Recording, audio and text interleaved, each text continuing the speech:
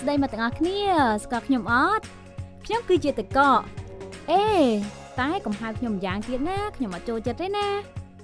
ខ្លះគេហៅខ្ញុំថាអាលលាយព្រោះខ្ញុំតកគេហៅខ្ញុំថាអាលលាយហាហា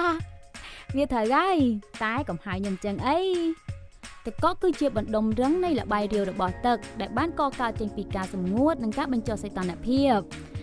មកទាំងអស់គ្នាសុទ្ធតែធ្លាប់ប្រើប្រាស់ខ្ញុំមិនបាច់កុហកមិនបាច់ថានធ្លាប់ប្រើខ្ញុំទេខ្ញុំដឹងអស់ហើយពួកអីខ្ញុំនៅគ្រប់ទីកន្លែងគឺគេប្រើខ្ញុំដើម្បីក្លាសេឲ្យត្រជាក់យកទៅដាក់នៅក្នុងភេសជ្ជៈនៅក្នុងទូទឹកកកក្នុងកាយផឹកទឹក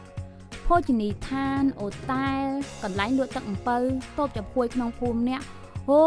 ច្រើនណាស់ពេញទឹកពេញដីហ្មងនិយាយរួមទៅតែទឹកកកដែលដាក់លក់នៅលើទីផ្សារវាចែកចេញជាពីរគឺទឹកកកអនាម័យនិងទឹកកកដើម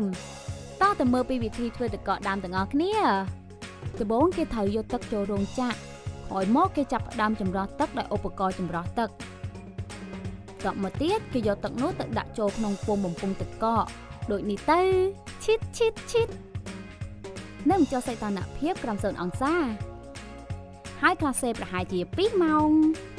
តបមកគេយកទឹកកកចេញហើយគេយកវាទៅបាញ់លាងហើយអាចយកចែកចាយនៅក្នុងទីផ្សារបានជាស្រេចសាមញ្ញទេឃើញអត់